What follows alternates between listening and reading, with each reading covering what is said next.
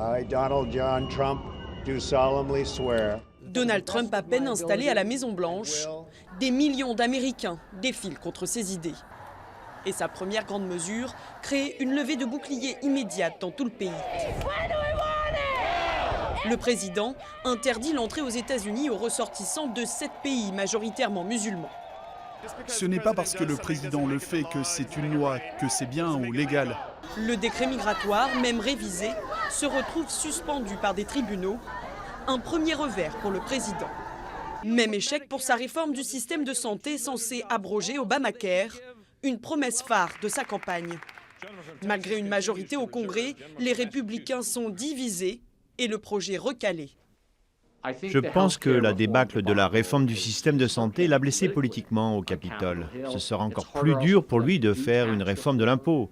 Donc cela pose la question, s'il ne peut pas faire passer ça, qu'est-ce qu'il peut faire passer ? Depuis son premier jour au pouvoir, le milliardaire a tout de même signé 30 décrets. Entre autres, retrait du traité commercial transatlantique, assouplissement des règles de protection de l'environnement ou encore mesures contre les centres pratiquant l'avortement. Donald Trump imprime sa marque en nommant à vie le juge Neil Gorsuch à la Cour suprême. La vénérable institution bascule durablement côté conservateur. Sur la scène internationale, Trump se montre imprévisible, revenant sur la plupart de ses promesses de campagne. Je pense que Trump se montre particulièrement opaque, confus et chaotique sur certaines de ses positions et de ses actions en politique étrangère.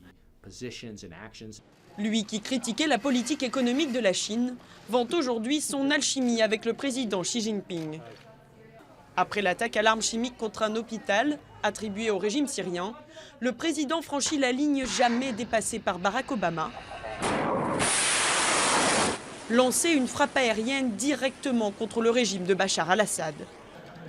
Chef des armées, il adopte un ton offensif face à la Corée du Nord.